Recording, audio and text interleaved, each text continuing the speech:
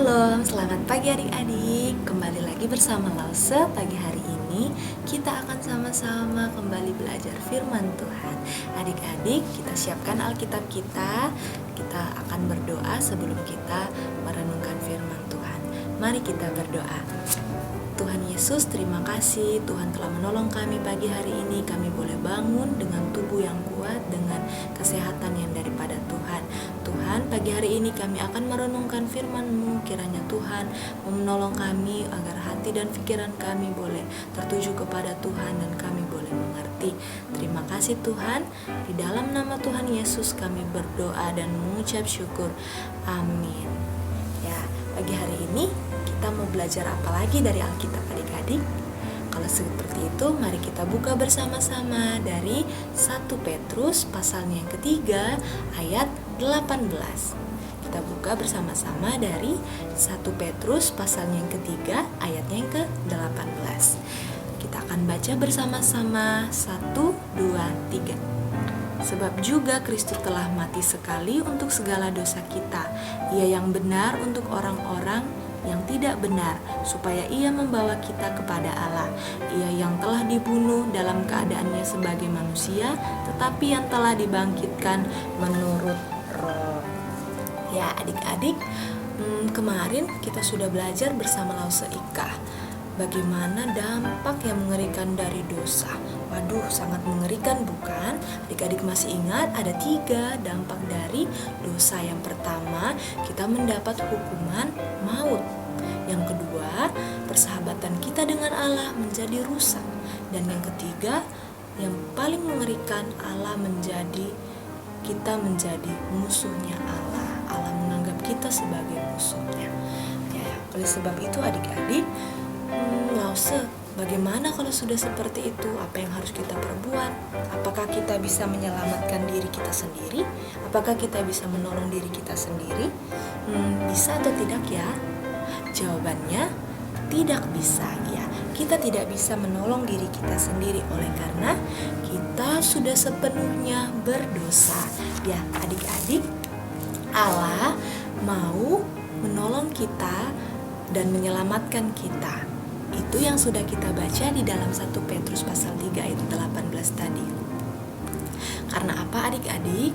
Karena Allah mau menyelamatkan kita, menyelamatkan manusia. Allah mengasihi manusia dan Dia tidak mau kita dihukum, karena hukuman yang tadi sangat mengerikan bukan adik-adik? Yang kedua, Allah juga adalah Allah yang adil dan Dia harus menghukum dosa-dosa kita karena manusia telah berbuat dosa.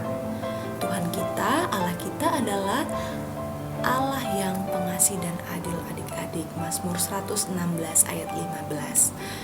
Oleh karena itu, bagaimana cara Allah menyelamatkan kita manusia berdosa? Yaitu kasih dan keadilan Allah tadi dipertemukan lewat pengorbanan Tuhan Yesus Kristus di kayu salib adik-adik. Tuhan Yesus mati 1 kali untuk dosa kita. Untuk dosa kita semua yang kita lakukan. Kita berdosa di hadapan Tuhan, Tuhan mati untuk kita 1 kali. Dan Tuhan 1 kali mati untuk dosa zaman Adam dan Hawa, untuk dosa zaman kita sekarang hidup, dan sampai zaman kedepannya dosa semua manusia di bumi ini telah ditebus oleh Tuhan Yesus di kayu salib. Oleh karena itu adik-adik, untuk siapa Tuhan mati? Yaitu untuk kita. Kita manusia berdosa, kita adalah orang-orang yang tidak benar. Karena Allah adalah benar dan kita tidak benar, oleh karena itu kita harus dibenarkan. Kita menjadi tidak benar oleh karena dosa-dosa kita. Di hadapan Allah kita adalah orang-orang yang tidak benar adik-adik. Oleh karena itu, apa dampaknya? Apa yang kita dapat oleh karena Tuhan mati di kayu salib untuk kita? Dampaknya adalah adik-adik, yang pertama, semua kesalahan, semua dosa kita dihapuskan adik-adik. Dihapuskan oleh karena hukuman yang mengerikan tadi itu tidak akan ditimpakan kepada kita adik-adik. Kita tidak akan lagi dihukum mendapat hukuman maut, dan kita tidak dianggap Allah lagi sebagai musuhnya, tetapi Lause, adik-adik, dan kita semua yang percaya akan dianggap sebagai sahabat-sahabat Allah. Oleh karena itu, kita akan bersama-sama dengan Allah nanti masuk di dalam kerajaan yang kekal di surga, adik-adik. Oleh sebab itu, hanya dengan menerima Tuhan Yesus sebagai Tuhan dan Juru Selamat kita pribadi masing-masing, maka kita akan selamat, adik-adik, dan tidak akan dihukum oleh karena dosa-dosa kita. Oleh karena itu, adik-adik, maka kita yang sudah percaya, yang sudah ditebus, kita tidak boleh lagi ya adik-adik bermain-main dengan dosa, baik dosa pikiran, dosa perkataan, juga dosa perbuatan, adik-adik. Mau yang kecil, mau yang besar, semua yang tidak sesuai dengan firman Tuhan jangan lagi kita lakukan ya adik-adik. Oleh karena Tuhan sudah mau menyelamatkan kita orang-orang yang berdosa. Oleh karena itu adik-adik, kita bersyukur kita punya Tuhan yang dapat menyelamatkan kita orang berdosa. Ya adik-adik, kita sudah belajar hari ini bahwa Allah menyelamatkan kita. Kita akan belajar untuk hari esok dengan cerita selanjutnya. Kita akan berdoa untuk menutup firman Tuhan pagi hari ini. Mari kita berdoa. Tuhan, terima kasih pagi hari ini kami boleh belajar bahwa Engkau mengasihi kami dan Engkau ingin menyelamatkan orang-orang yang berdosa, dan Engkau adalah Tuhan dan Juru Selamat kami.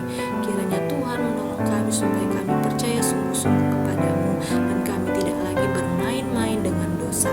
Terima kasih Tuhan, di dalam nama Tuhan Yesus kami berdoa dan mengucap syukur.